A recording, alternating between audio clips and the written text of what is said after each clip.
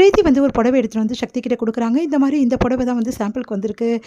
இந்த புடவை பாருங்க சக்தி, இந்த மாதிரி தான் புடவை வந்து நிறைய வந்து நம்ம வந்து கொடுக்கணும் அப்படின்னு சொன்னோன்னே சரின்னு சொல்லிட்டு அந்த புடவை வாங்கி போய் வைக்கிறாரு அவர் ரூமில். அப்போ கரெக்டாக வந்து பொன்னிக்கு வந்து வாங்கின வந்து கம்பளம் அங்கே பக்கத்துலேயே இருக்குது. பொன்னிக்கிட்ட சொல்கிறா, உனக்கு கிஃப்ட் வாங்கி வச்சுருக்கேன், அதை வந்து நீ எடுத்துக்கோ அப்படின்னோடனே சரின்னு சொல்லிட்டு பொன்னியும் அதை போய் எடுக்க போகிறாங்க. பார்த்தா புடவை இருக்குது. புடவை தான் நம்மளுக்காக வாங்கி வந்திருக்காரா அப்படின்னு சொல்லிட்டு சந்தோஷமாக அதை கட்டிக்கிறாங்க. கட்டிட்டு வெளியே வராங்க. இங்கே வந்து சரி கோயிலுக்கு கிளம்பணும் அப்படின்னு சொல்லிட்டு பூஜை பண்ணிட்டு இருக்காங்க. கரெக்டாக வந்து பொண்ணு வெளியே வரதை பார்த்துட்டு பிரீத்தி வந்து செமையாக டென்ஷன் ஆகிறாங்க. இந்த புடவை சாம்பிளுக்காக வந்தது, இந்த புடவை எதுக்கு கட்டினீங்க அப்படின்னு சொல்லிட்டு கேட்குறாங்க. உடனே வந்து பொண்ணு, எனக்கு தெரியாது, சக்தி ஏதோ கிஃப்ட் வாங்கி வந்திருக்காருன்னு நினச்சேன். பொண்ணு, நான் கிஃப்ட் வாங்கிட்டு வரல, நான் வாங்கினது கிஃப்ட் இது கிடையாது, நான் வந்து ஜிமிக்கு தான் வாங்கிட்டு வந்தேன், பக்கத்துலேயே இருந்துச்சு, நீ பார்க்கலையா அப்படின்னு. நான் பார்க்கல சக்தி அப்படின்றாங்க. சரிங்க, நான் போய்ட்டு இதை கழட்டி வச்சிடறேன் அப்படின்னு சொல்லிட்டு பொண்ணி போகிறாங்க.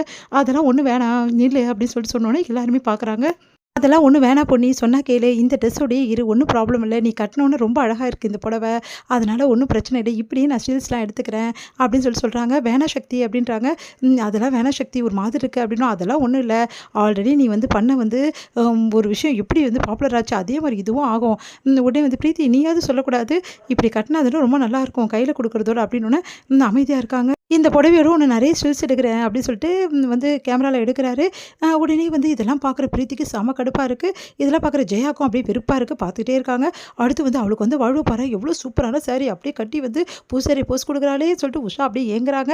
அடுத்து எல்லாருமே வந்து சரி கிளம்பணும், டைம் ஆகிடுச்சு அப்படின்னு சொன்னோன்னே எல்லாருமே கோயிலுக்கு கிளம்புறாங்க. பிரீத்தி வந்து, நான் எதுக்கு, நீங்கள் குடும்பத்தோடு போகிறீங்க அப்படின்றாங்க. எங்கள் குடும்பத்தில் நீயும் ஒருத்தி, அதனால் நீ வரலாம் அப்படின்னு சொல்லிட்டு ஜெயா வந்து சொல்கிறாங்க. உடனே பிரீத்தி ரொம்ப சந்தோஷப்படுறாங்க. எல்லாருமே கோயிலுக்கு கிளம்புறாங்க. அங்கே வந்து கோயிலில் வந்து என் குடும்பத்தோடு வந்து எல்லாருமே வந்து சந்தோஷமாக வரவேற்கிறாங்க. வாங்க அப்படின்னு சொல்லிட்டு கோயிலில் எல்லாருமே வந்து சந்தோஷமாக வந்து பேசிகிட்டு இருக்காங்க. பூஜை பண்ணணும்னு சொல்லிட்டு எல்லா பூஜைக்கான ஏற்பாடு எல்லாமே பண்ணிகிட்ருக்காங்க. அப்போ வந்து ஜெயா வந்து ரொம்ப சந்தோஷமாக எல்லாத்தையும் எடுத்து கொடுத்துட்ருக்காங்க. அப்போ பூஜையில் உட்காரணும் அப்படின்னு சொல்லிட்டு உங்கள் குடும்பத்தாளுங்க எல்லாருமே உட்காருங்க அப்படின்னோன்னா பிரீத்தியும் ஜெயா உட்கார வைக்கிறாங்க.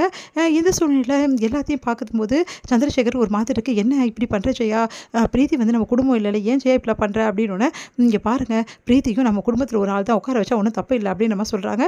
எல்லாருமே உட்காந்துருக்காங்க. அப்போ வந்து இங்கே பாருங்கள், இதுக்கப்புறம் வந்து எங்களோட சந்ததிகள் முடிய போகுது, இதுக்கப்புறம் என் பசங்க தான் எல்லாமே, அதனால் எங்கள் பசங்க பேரில் எல்லாமே பண்ணுங்கள், பூஜை எல்லாம் பண்ணுங்கள் அப்படின்னு சொல்லிட்டு சொன்னோன்னே உடனே வந்து ஜெயா என்ன பண்ணுறாங்க, பிரீத்தியும் சேர்த்து பண்ணுங்கள் அப்படின்னு நம்ம சொல்கிறாங்க. இல்லைம்மா, இந்த வீட்டு மருமக மட்டும்தான் பண்ணணும் அப்படின்னு சொன்னோன்னே உடனே ஜெயாக செம கடுப்பாக இருக்குது. இன்னும் அதோட பிரீத்திக்கு பயங்கர கடுப்பாக இருக்குது. அப்படியே பார்த்துட்டே இருக்காங்க. உடனே பொண்ணையும் வந்து கூப்பிட்றாங்க, அதே மாதிரி உஷாவையும் கூப்பிட்றாங்க.